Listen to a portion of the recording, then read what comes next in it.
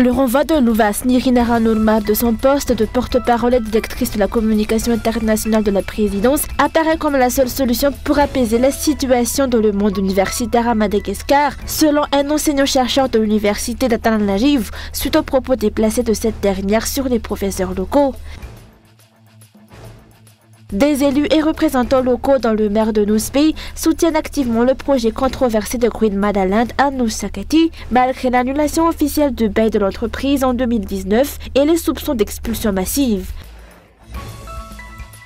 Dans l'actualité internationale, la crise humanitaire dans la bande de Gaza, soumise depuis 22 mois à une campagne militaire d'Israël, a atteint des niveaux inimaginables, ont dénoncé mardi l'Union européenne, la Grande-Bretagne, le Canada ou encore l'Australie.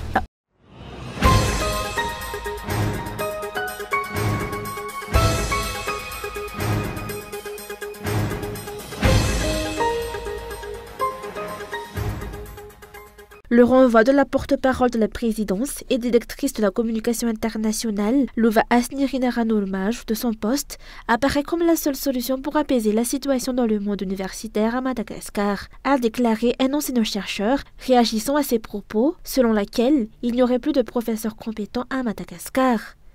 De tels propos ne sont pas dignes d'un haut responsable.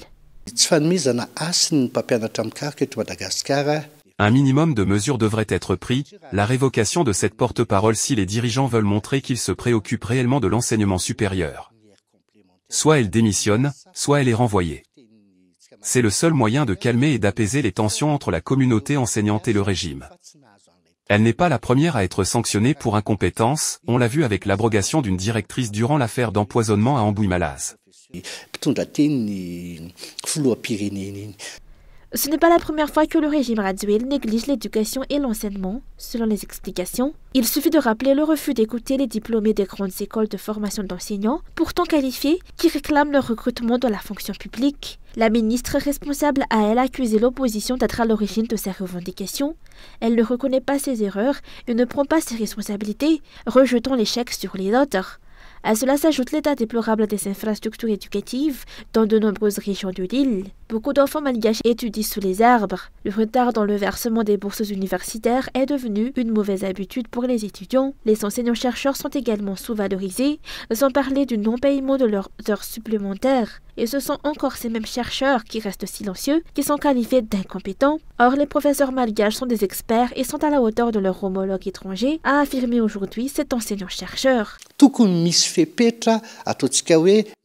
La non-considération des enseignants-chercheurs à Madagascar est une pratique courante. Les heures complémentaires des enseignants universitaires n'ont pas été payées depuis 5 ans. Ces derniers travaillent pour rien, sans recevoir ce qui leur est dû. Qu'est-ce qui nous distingue des professeurs à l'étranger ? La plupart ont étudié en Europe et ont choisi de revenir pour transmettre leur savoir aux enfants du pays. Comment pourrions-nous tolérer que nos mêmes codisciples professeurs à l'étranger viennent nous enseigner plus tard ? C'est ainsi que l'on comprend la déclaration de la porte-parole du président. Après les commentaires des experts et chercheurs, la porte-parole de la présidence et directrice de la communication internationale a de nouveau déclaré hier que ses propos avaient été mal compris et que certains tentaient de les déformer. Cet incident montre son habitude de rabaisser et de mépriser les autres. Ce n'est pas un seul œil qui a vu ni une seule oreille qui a entendu ces paroles, mais des millions de personnes, a souligné l'enseignant-chercheur.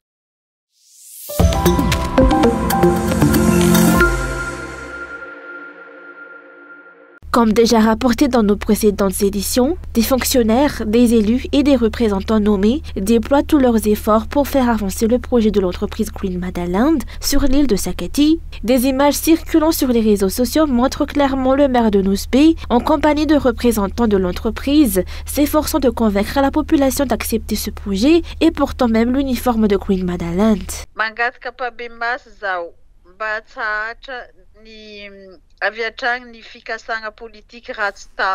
J'appelle à la cessation des velléités politiques aux objectifs malsains, qui divisent la population de Sakati par des dons et des promesses masquant des intentions inavouées.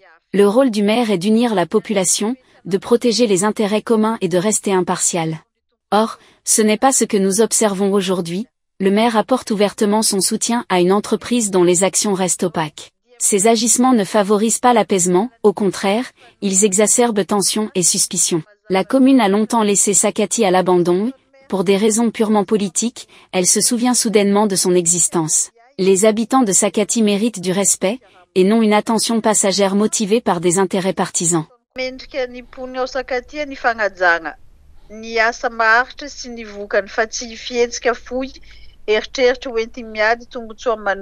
Plusieurs lois interdisent à un maire de faire de la publicité ou d'utiliser le pouvoir que le peuple lui a confié pour son intérêt personnel, pour celui d'un petit groupe ou pour une entreprise. Les textes sur la lutte contre la corruption, sur la décentralisation et bien d'autres prévoient que de tels agissements peuvent entraîner révocation, amende, voire peine de prison. Le maire enfreint la loi et divise la population, affirment les habitants de la localité. Cet homme a été élu pour défendre les intérêts des habitants de Nosy-Be. Mais aujourd'hui, il travaille pour une société privée, Green Madaland. Une société qui a perdu son droit d'exploiter les terres de Sakatia depuis 2019. Le bail amphithéotique a été annulé par un arrêté ministériel clair. Mais malgré ça, il continue à avancer. Grâce à qui ? Grâce au soutien de maires devenus serviteurs de l'argent privé. Ce n'est plus un maire, c'est un pion, un facilitateur d'ingérence. Au lieu de défendre les habitants de Sakatia qui vivent là depuis des générations, Ali Aboud se rend sur l'île accompagné de géomètres, de représentants de Green Madaland, pas pour aider la population, mais pour imposer un projet que personne ne veut. Aujourd'hui, je le dis haut et fort, Ali Aboud n'est plus crédible, ni localement, ni nationalement, ni internationalement. Un maire qui préfère obéir à une société privée plutôt qu'à ses électeurs. Ce n'est pas de l'incompétence, c'est une trahison. Ce comportement du maire contribue à fracturer la population de Nosy-Be, confirme l'organisation SIRFA, Cette entreprise soutenue par le maire est illégale et prévoit de chasser de force les habitants de l'île Sakati, déclare l'organisation. Après avoir eu recours à diverses intimidations avec l'appui des forces de l'ordre, Green Madaland tente désormais de séduire la population à travers les actions sociales. Difficile de savoir si ce revirement de stratégie, en ce mois d'août 2025, résulte d'une prise de conscience de l'illégalité de leur démarche ou d'un autre calcul. L'entreprise prévoit de distribuer à nouveau des fournitures scolaires, d'organiser des actions de santé et d'autres œuvres sociales, dans le but de regagner le cœur des habitants après l'échec des intimidations. Pourtant, d'un point de vue légal, Green Madaland n'a plus aucun droit d'agir à Sakati. Son accord signé avec l'État a été annulé en 2019, une décision confirmée en Conseil des ministres et publiée dans le journal officiel. Il s'agit d'une affaire de plusieurs milliers d'hectares et d'un projet visant à expulser des milliers de familles de leurs maisons centenaires. La population est directement concernée, mais Andradouine reste silencieux alors qu'on sait qu'il est informé de cette affaire. Ce silence interroge les observateurs. N'encourage-t-il pas l'anarchie dans le pays? Ou bien adoptera-t-il la même posture que dans l'affaire Boeing, en prétendant ne pas être au courant? L'État s'appuie sur des élus et des représentants nommés pour faire avancer ce projet. Aujourd'hui, les preuves sont là. Le maire de Nosy-Be porte publiquement le maillot de Green Madaland.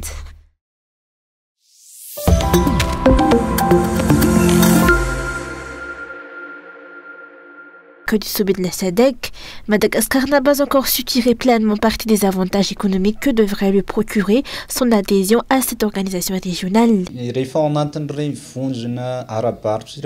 Dans un groupe commercial international comme celui-ci, ce qui compte et détermine le poids d'un pays, c'est sa force économique. Comparé aux 15 autres pays membres, Madagascar occupe la 14e place. Notre économie interne est faible, ce qui nous prive d'influence. L'Afrique du Sud et le Botswana, eux, pèsent lourd. Ce sommet devrait être l'occasion pour Madagascar d'attirer des pays puissants, comme l'Afrique du Sud, à investir chez nous, surtout si nous avons perdu de l'attrait auprès de nos bailleurs de fonds traditionnels. Au regard des dépenses engagées par le régime pour accueillir ce type de réunions et conférences internationales et des bénéfices économiques ou commerciaux réellement obtenus, il s'agit plutôt d'une perte selon les analystes. Cette année, pourtant marqué par un pic d'événements accueillis par Madagascar, n'a jusqu'ici produit aucun résultat concret en matière de développement.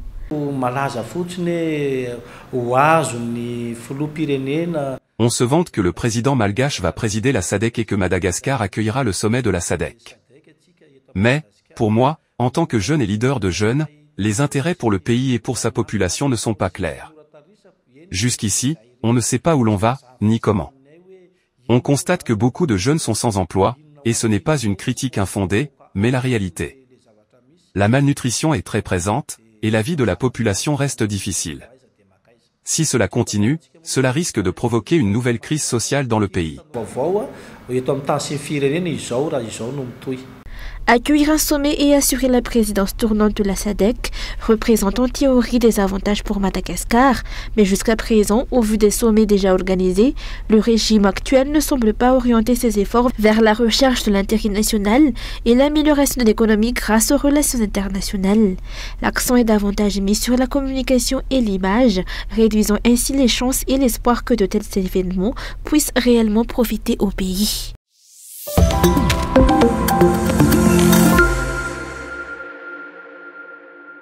Les 8 premiers kilomètres de l'autoroute seront ouverts au public lundi prochain. Le téléphérique sera également ouvert partiellement après une longue période d'essai, samedi prochain.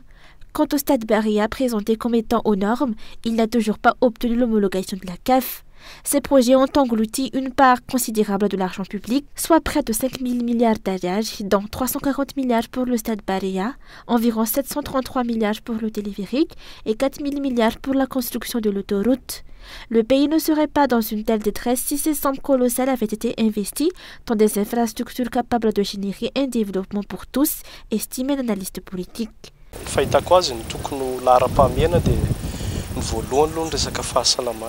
La priorité devrait être la santé. Ce sont des hôpitaux qu'il faudrait construire en nombre dans le pays. Lorsqu'on quitte la capitale par la RN4, les CSB2 que l'on aperçoit en bord de route sont dans un état lamentable. Une population saine est capable de produire. Les infrastructures construites devraient répondre aux besoins réels de la population. Aujourd'hui, on peut légitimement se demander si un stade ou un téléphérique doit figurer en tête des priorités pour Madagascar. Si l'argent dépensé pour ces futilités avait été utilisé pour améliorer le quotidien de tous les foyers, le pays ne serait pas dans cet état. Dans un stade, il y a 11 joueurs par équipe, et tout le reste, ce sont des spectateurs. On dépense pour regarder, pas pour produire.